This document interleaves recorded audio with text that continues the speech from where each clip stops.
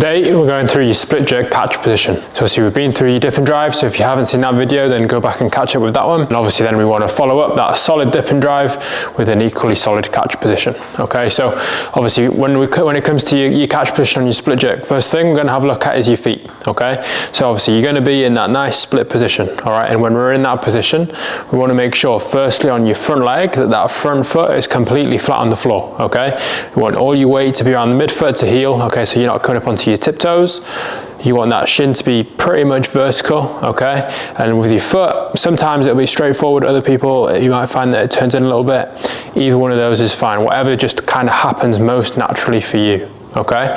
On the back leg, you're going to have your back foot facing straight forward, okay? We don't want it turning in towards the side, and you're just going to have a small bend in your back knee, okay?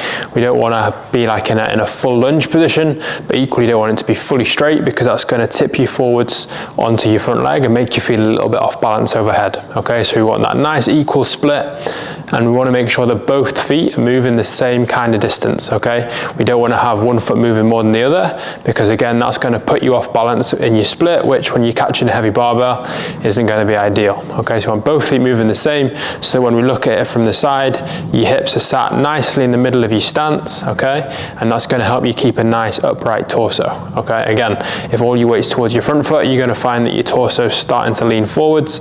If you find like more of your weight's towards your back foot, then you're going to feel like you're starting to lean back, which, like I say, isn't ideal with that heavy bar overhead. Okay, obviously in that kind of torso position, we just want to make sure that you're staying nice and upright. We don't want an excessive arch in your lower back, okay? Although sometimes if you've got tight shoulders, then you might have to do that then you might be doing that to compensate a little bit, all right? But equally, we don't want to concentrate too much on bringing your chest down because again, that's going to make it a lot harder to get that extension overhead and to be in a nice stable position. Obviously with your arms, we're going to have your arms up overhead holding the bar. We want to make sure that obviously your elbows are fully locked out, and ideally we want to be able to draw a straight line from the tip of the bar all the way down through your shoulder, all the way down through your hips, which should be right in the middle of your stance. Obviously we want the bar to be as central as possible in your stance because that's going to give you the most possible balance, but it's also going to make it as easy as possible to support the weight of the bar whilst you're in that split, okay? Obviously elbows locked out is mandatory, especially when it comes to Olympic weightlifting, but we also want to make sure that we're pushing up into the bar through your shoulder blades, okay? You don't want to just be relying on your triceps to support that weight and get that lockout, okay? We want to make sure that you're really pushing up.